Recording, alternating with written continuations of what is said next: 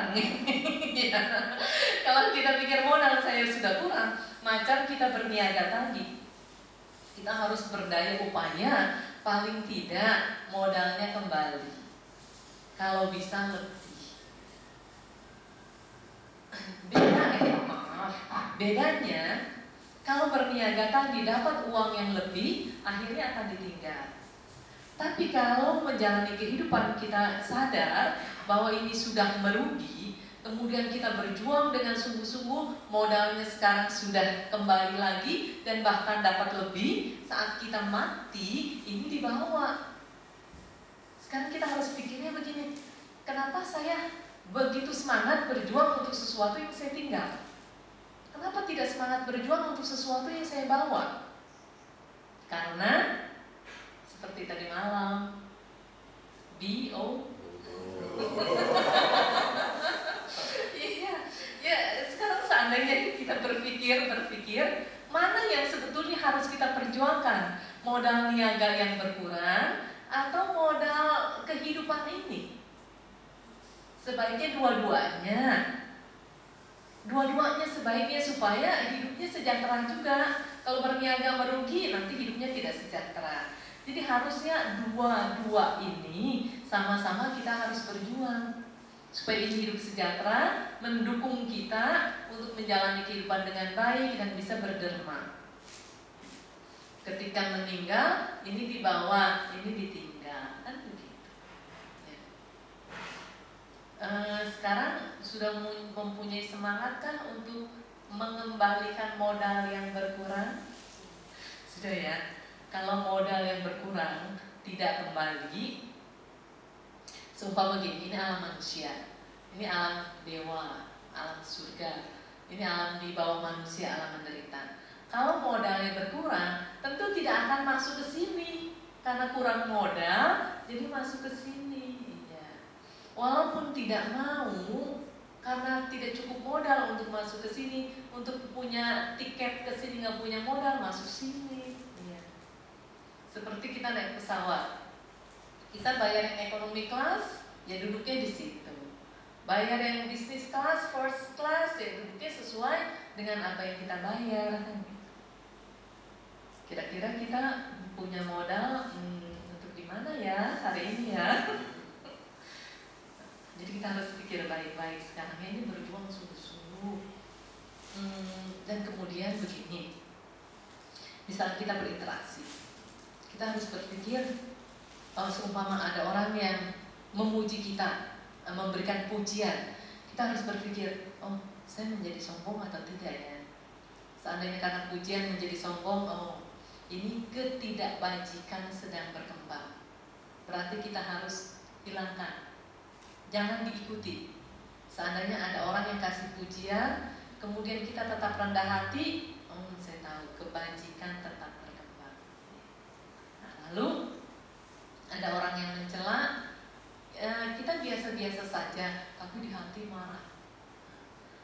Ada orang yang mencela, oh ya nggak apa-apa, manis di luar manis ya, tapi di dalamnya panas. Oh, kita harus pikir, oh ini berarti ketidakbajikan sedang berkembang. Kita harus tinggalkan.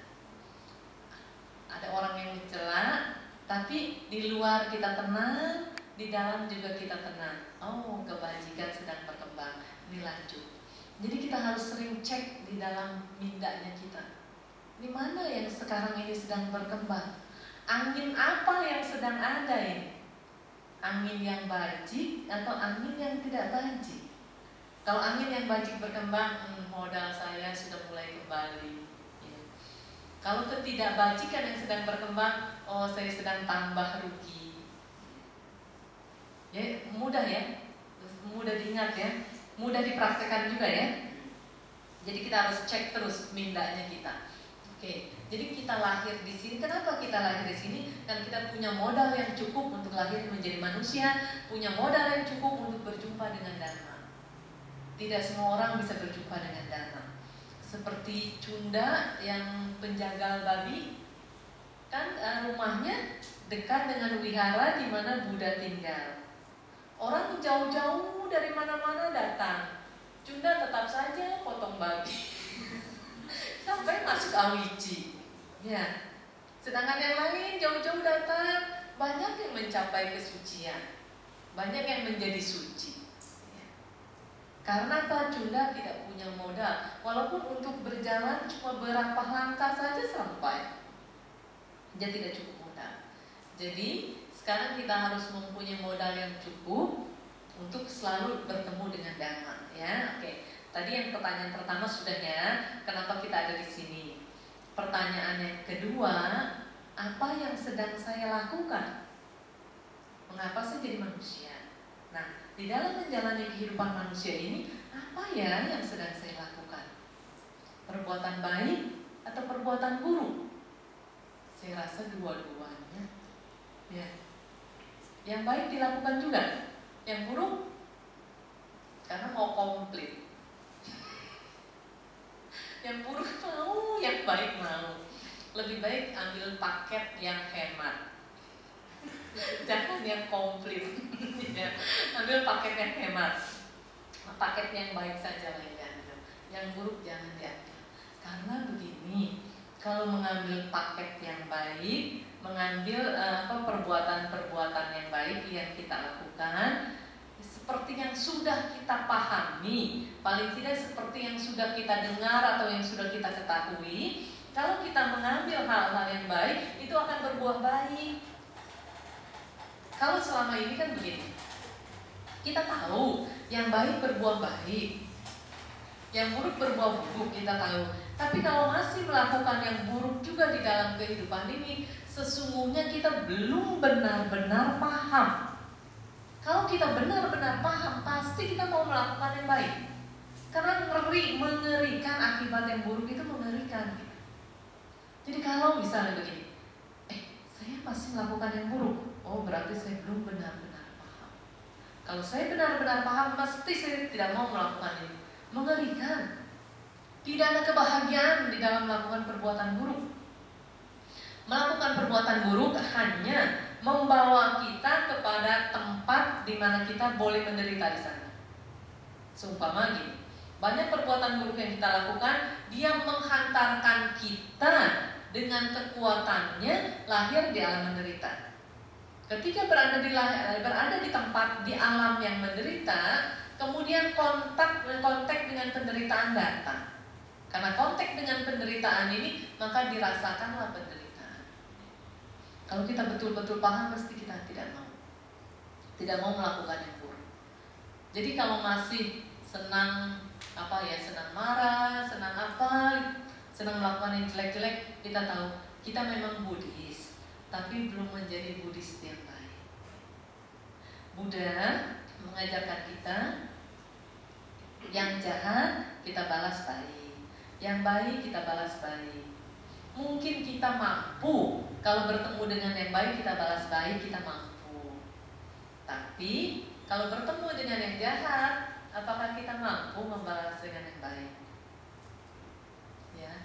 Kalau kita seandainya baru memiliki kemampuan, yang baik saya balas baik, yang jahat misalnya belum mampu dibalas dengan baik, seumpama belum mampu, itu kita harus paham.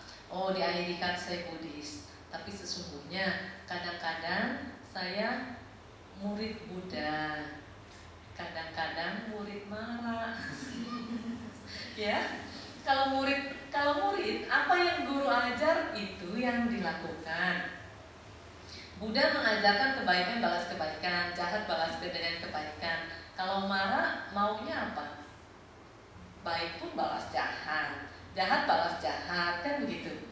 Nah, jadi sekarang kita boleh lihat apa yang sedang kita lakukan, berapa banyak waktu yang kita pakai menjadi murid Buddha, dan berapa banyak waktu yang kita pakai menjadi murid marah. Mana yang lebih banyak dalam kehidupan kita sehari-hari? Kita sering sampai umur sekarang, kita lebih sering menjadi umat Buddha, menjadi murid Buddha, atau menjadi murid Mara? Serem ya. Menjadi murid Mara, nanti jadi anak kesayangan Mara. Gitu. Jadi lebih baik pelan-pelan kita terus berusaha untuk menjadi murid Buddha. Jangan menjadi murid marah. Oke, ibu, bapak, dan saudara sekalian, bisa tolong bantu hitung selama ini waktunya lebih banyak menjadi murid Buddha atau menjadi murid marah? Waktu yang ibu bapak pakai in daily life, mana yang lebih banyak? Ikut apa kata Buddha, apa ikut kata marah? Susah jawab. Mau jawab pun malu. Tahu tapi malu mau jawab. Oke. Sekarang kita adalah demikian. Apa yang sedang kita lakukan? Ya, kadang-kadang jadi murid Buddha, kadang-kadang jadi murid marah, tapi kita harus bertekad untuk selalu menjadi murid Buddha, ya. Itu pertanyaan yang kedua, apa yang sedang kita lakukan sudah. Pertanyaan ketiga begini, apa tujuan hidup kita? Tujuan hidupnya apa? Menderitakah? Bahagiakah? Bahagia. Oke. Tujuan bahagia. Tujuan ingin penderitaan padam, tidak mau menderita lagi, itu tujuan. Sekarang kita harus cross check, ya. Tujuan kita mau bahagia. Coba kita tengok kita punya perilaku sesuai atau tidak antara tujuan kita dengan hari-hari yang kita lakukan. Ini bisa bersesuaiankah atau tidak? Tujuan mau bahagia, hari-hari sering melakukan menjadi muridnya marah, bukan menjadi muridnya Buddha. Nah, akankah kita mencapai tujuan? Tidak. Kita tidak akan, ya. Kalau sekarang ini kita sudah sadar, oh, tujuan saya mau bahagia, tapi yang saya lakukan mengapa tidak satu arah dengan tujuan? Kalau tidak satu arah dengan tujuan, sekarang begini, ya, kita punya tujuan mau bahagia, tapi kita tengok kita punya perilaku, mengapa kita berjalannya ke arah lain, bukan berjalan ke arah yang kita tuju. Sekarang kita sudah tahu ini tujuan kita berjalan ke arah yang lain. Berhubung berjalan ke arah yang lain, kita harus putar balik, harus kembali masuk ke tujuan kita. Kalau kita tidak putar balik, kita akan terus semakin jauh dari tujuan kita.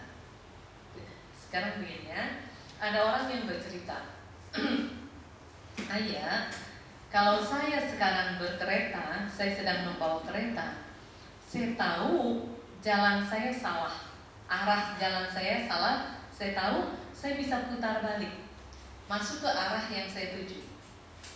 Tapi seandainya sekarang ini saya sudah mau meninggal, sudah mau mati, baru tersadar arah tujuannya ternyata lain, ya. Bisakah saya putar balik? Sudah mau mati. Tidak punya tenaga lagi untuk putar balik. Nah, itu untuk kondisi yang demikian. Sekarang kondisi kita masih punya masa, kita masih punya waktu untuk putar balik. Kita sadar ini tujuan, oh ternyata saya jalannya salah, kita boleh putar balik, masuk lagi ke tujuan yang sama.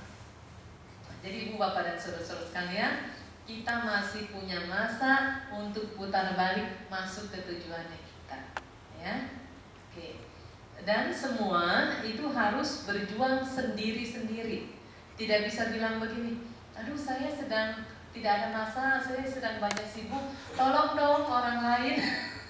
Itu tak boleh. Jadi kita harus betul-betul kerja sendiri, ya.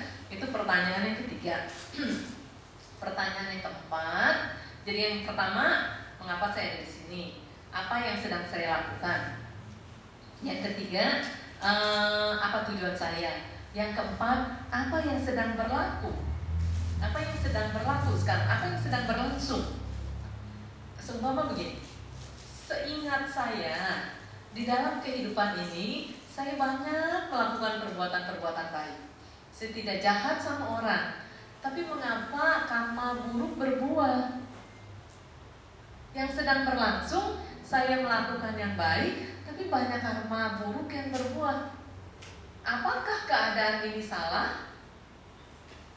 Saya melakukan yang baik-baik di kehidupan ini, saya banyak melakukan yang baik. Kemudian, tapi karma buruk banyak sekali berdatangan. Apakah hukum ini salah? Nggak salah ya. Kalau nggak salah, apa yang terjadi? Saya banyak melakukan perbuatan baik, tapi karma buruk terus datang terus. Apakah ini salah? Jawabannya tidak, ini tidak salah. Kalau tidak salah, mengapa ini terjadi? Ada apa ya? Karma yang lalu. Iya, betul. Di sini, di poin ini, kita boleh menyadari, oh betapa beruntungnya kita paham Dhamma, kita memahami Dhamma. Kalau kita tidak memahami Dhamma, itu bahaya. Mengapa saya banyak berbuat baik, saya tidak pernah jahat sama orang, tidak pernah menipu orang? Kenapa orang selalu jahat saya? Kenapa orang selalu tipu saya? Kalau tidak paham, ini bahaya. Kalau tidak paham, mungkin orang akan berpikir, kalau begitu untuk apa saya berbuat baik? Jahat saja sekalian, kan begitu. Tapi berhubung kita paham, oke, sekarang saya banyak berbuat baik, karma buruk yang berbuah bukan karena tanaman kehidupan yang sekarang, tapi karena tanaman yang lalu. Dan kita bisa merasa hebat. Hebatnya begini. Seandainya karma buruk yang berbuah dari kehidupan yang lalu itu kita umpamakan seperti kita membayar hutang, ya, bayar hutang. Seumpama kita sedang membayar hutang. Hebatnya begini umat Buddhanya. Saat tagihan hutang datang, saat kita membayar hutang sambil kita bisa menanam kebaikan. Luar biasa ya. Hutang kita bayar, tapi kebaikan kita tanam lagi, kan keren, ya. Mantap ya, bergaya lagi. Kalau yang tidak paham, akhirnya dia akan berubah lagi menjadi tidak baik. Lalu ada lagi kondisi yang begini. Orang ini banyak sekali melakukan perbuatan yang tidak bagus, perbuatan yang tidak baik. Tapi kenapa dia dipuji orang?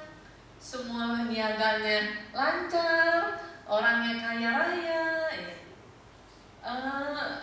Kalau kita tidak paham, mungkin kita akan menjadi confused. Mengapa orang macam ini bisa menjadi sejahtera, bisa menjadi sangat kaya, dipuji orang, dihormati orang, orang segan dengan dia, bukan cuma takut, juga segan dengan dia. Kondisi yang pertama tadi yang kita cerita dengan kondisi yang kedua ini, mana yang lebih baik? Yang pertama apa atau yang kedua? Oh, yang pertama yang lebih baik. Yang pertama, saat bayar hutang masih mampu melakukan yang baik. Yang kedua, saat menghabisi karma baik yang lama, membuat karma buruk. Ini bahaya ini. Mengerikan. Kondisi ini mengerikan. Yang lebih baik begini, karma baik berbuah sambil melakukan perbuatan baik. Oh indah. Dan mesti kita juga mendapatkan kondisi yang ini. Saat kita, mungkin kalau kita tidak sepanjang masa, sekali-sekali saat kita sedang melakukan perbuatan-perbuatan baik, karma buruk berbuah. Saat kita melakukan perbuatan-perbuatan baik, karma baik juga berbuah. Pernah nggak mengalami saat melakukan perbuatan buruk, karma baik berbuah? Pernah? Iya. Jadi kita harus waspada. Saya melakukan karma buruk, kok dapat rezeki? Misalnya ya. Kok saat saya melakukan perbuatan buruk, mengapa dapat rezeki? Ini jangan menjadi ide baru, jangan menjadi idea maksud saya. Jangan, kalau begitu lebih baik saya melakukan perbuatan buruk saja karena nanti uangnya banyak. Jangan berpikir demikian. Ini keadaan ini jangan dipilih keadaan ini. Yang harus kita pilih keadaan baik, menerima yang baik.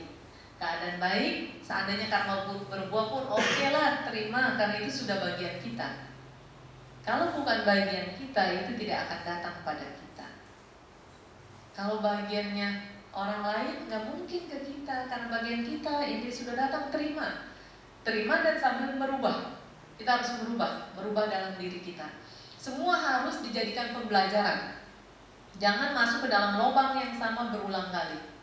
Ya, Kita harus jadikan pembelajaran terus.